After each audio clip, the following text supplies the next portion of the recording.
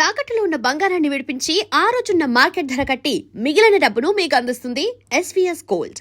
వనస్థలిపురంలో దారుణమైనటువంటి సంఘటన అయితే జరిగింది. యాక్చువల్లీ ఎవరు కూడా ఎక్స్పెక్ట్ కూడా చెయ్యరు. ఇద్దరి భార్యాభర్తలు వాళ్ళకి అంటే ఆ వివాహ జీవితంలో వాళ్ళకి మనస్పర్ధలు రావడం, రీజన్స్ ఏంటో మనకు తెలియదు. కానీ భార్య పేరు వచ్చేసి సునీత, భర్త పేరు వచ్చేసి మహేష్. వాళ్ళు గత కొద్ది కాలంగా వాళ్ళిద్దరి మధ్య విభేదాలు రావడం, ఆ తర్వాత విడాకులు తీసుకొని విడిపోవడం అయితే జరిగింది. అయితే ఇప్పుడు సునీత ఎవరైతే ఉన్నారో అంటే మాజీ భార్య, మహేష్కి మాజీ భార్య అయినటువంటి సునీత ఎవరైతే ఉన్నారో ఆమె రెండో వివాహం చేసుకొని వాళ్ళ తల్లితో పాటు వనస్థలిపురంలో ఉంటోంది. అందులో భాగంగానే ఇప్పుడు మహేష్ ఎవరైతే విడాకులు తీసుకున్నటువంటి మొదటి భర్త ఎవరైతే ఉన్నారో ఒక్కసారిగా ఆమె ఇంటికి రావడం, ఆమె ఉంటున్నటువంటి అపార్ట్మెంట్లోకి ఒక పెద్ద పెట్రోల్ డబ్బా తీసుకొని, చాకుని కూడా తీసుకొని ఆ అపార్ట్మెంట్లోకి ఎంటర్ అవ్వడం, ఇప్పుడు తల్లి అట్లాగే సునీతని బెదిరించడం. ఈ సునీత ఎవరైతే ఉన్నారో మాజీ భార్య సునీత ఎవరైతే ఉన్నారో ఆమె సాఫ్ట్వేర్ ఉద్యోగిగా చెప్తూ ఉన్నారు. సో ఇదంతా చేయడానికి పూర్తిగా రెక్కి నిర్వహించినటువంటి మహేష్ లోపలికి ప్రవేశించాడు. ఆ తర్వాత ఇల్లంతా కూడా వాళ్ళు గట్టిగా కేకలేస్తున్నా, తల్లి కూతుర్లు కేకలేస్తున్నా సరే మొత్తం ఇల్లంతా కూడా పెట్రోల్ అంతా పోసి తగలబెట్టేస్తాను అని బెదిరించడం, వాళ్ళ తల్లిని కూడా బయటకి నెట్టేయడం జరిగింది. అడ్డొచ్చినటువంటి సునీతని చంపేస్తా అనుకుంటూ ఆమె మీదికి కత్తితోని వెళ్ళి కత్తులతోని విచక్షణారహితంగా పొడి చేశాడు. తల్లి ముందటనే సునీతని అత్యంత దారుణంగా హత్య చేశాడు మహేష్. పాపం ఆమె రోదనలతోని పూర్తిగా స్థానికులు అట్లాగే అపార్ట్మెంట్లో ఉన్నటువంటి వాళ్ళు ఈ మహేష్ని అడ్డుకునే ప్రయత్నం చేసిన, వాళ్ళ మీద కూడా కత్తితోని దాడి చేయడానికి ప్రయత్నించినట్టుగా అట్లాగే భయంతో వాళ్ళు కూడా బయటకు వచ్చినట్టుగా కూడా చెప్తూ ఉన్నారు.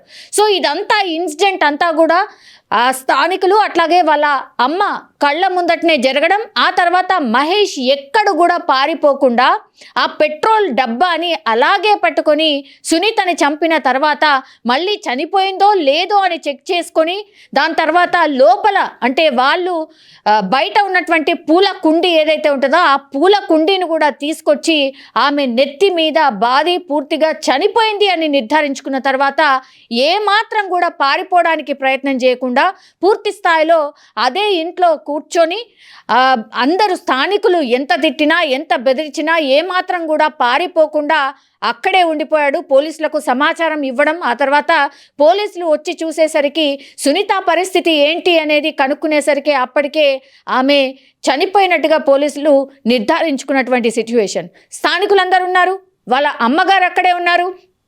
అట్లాగే హత్య చేసినటువంటి మాజీ భర్త ఎవరైతే ఉన్నారో మహేష్, అతను కూడా అదే ఇంట్లో పెట్రోల్ డబ్బాని దగ్గర పెట్టుకొని కూర్చొని అప్పటి వరకు కూడా అందరినీ నేను నిప్పు పెడతాను అనేటువంటిది బెదిరిస్తూ అదే ఇంట్లో కూర్చున్నటువంటి ఒక సైకోలాగా బిహేవ్ చేసినట్టుగా స్థానికులు అయితే చెప్తున్నారు. ఈ ఇన్సిడెంట్ అందరూ కూడా మొత్తం స్థానికులు చూడటం, ఆ తర్వాత వాళ్ళ అమ్మగారు పూర్తిగా రోదిస్తూ నా కూతుర్ని చంపేశాడు అనేటువంటిది రోదిస్తూ ఉన్నటువంటి సిచ్యువేషన్. వాళ్ళ బంధువులు అందరూ కూడా అక్కడికి చేరుకున్నారు. ఒక్కసారిగా అపార్ట్మెంట్లో ఈ భయంకరమైనటువంటి హత్యను చూసిన తర్వాత స్థానికులు కూడా పూర్తి స్థాయిలో భయపడిపోయినటువంటి సిచ్యువేషన్ అయితే కనిపిస్తోంది. అయితే పూర్తి వివరాలు ఇంకా తెలియాల్సి ఉంది.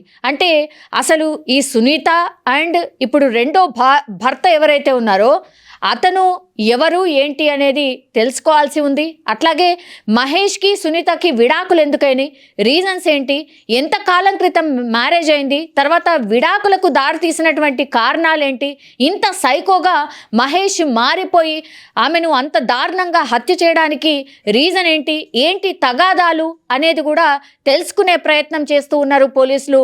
అట్లాగే ఇప్పుడు నిందితుడిని పూర్తి స్థాయిలో విచారణకు అరెస్ట్ చేసి విచారణకైతే తరలించారు. ఇప్పుడు సునీత డెడ్ బాడీని హాస్పిటల్కి తరలించి పోస్ట్ మార్టం చేస్తున్నటువంటి సిచ్యువేషన్. కళ్ళ ముందర విత్ ఇన్ నో టైం కొద్ది క్షణాల్లోనే అసలు అంటే ఎవరు కూడా ఊహించినటువంటి సంఘటన అనుకోండి. ఆ ఇంట్లో నిజం చెప్పాలంటే అపార్ట్మెంట్ వ్యవస్థ ఎట్లుంటుందో మనకు తెలుసు. ఎవరి ఇల్లు వాళ్ళదే, ఎవరి జీవితం వాళ్ళదే అన్నట్టుగా ఉండిపోతూ ఉంటారు జనరల్లీ. సో అట్లాంటి పరిస్థితుల్లో చాలా సైలెంట్గా ఉన్నటువంటి ఈ అపార్ట్మెంట్లో ఒక్కసారిగా హత్య జరగడం, దీంతో ఆ చుట్టుపక్కల కూడా అపార్ట్మెంట్లు ఉండడం, స్థానికులందరూ అక్కడికి చేరుకుని అసలు ఏం జరిగింది ఏంటి అనేది కూడా తెలుసుకునే ప్రయత్నం చేయడం.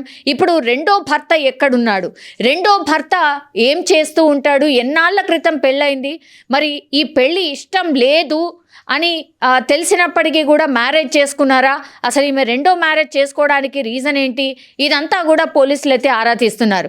అండ్ మహేష్ మనస్తత్వం ఏంటి, మహేష్ అసలు ఏంటి, ఆయన ఉద్యోగం ఏంటి, అసలు వీళ్ళిద్దరి మధ్య ఏం జరిగి ఉంటుంది అనే కోణంలో కూడా పూర్తి స్థాయిలో విచారణ అయితే చేస్తున్నారు పోలీసులు.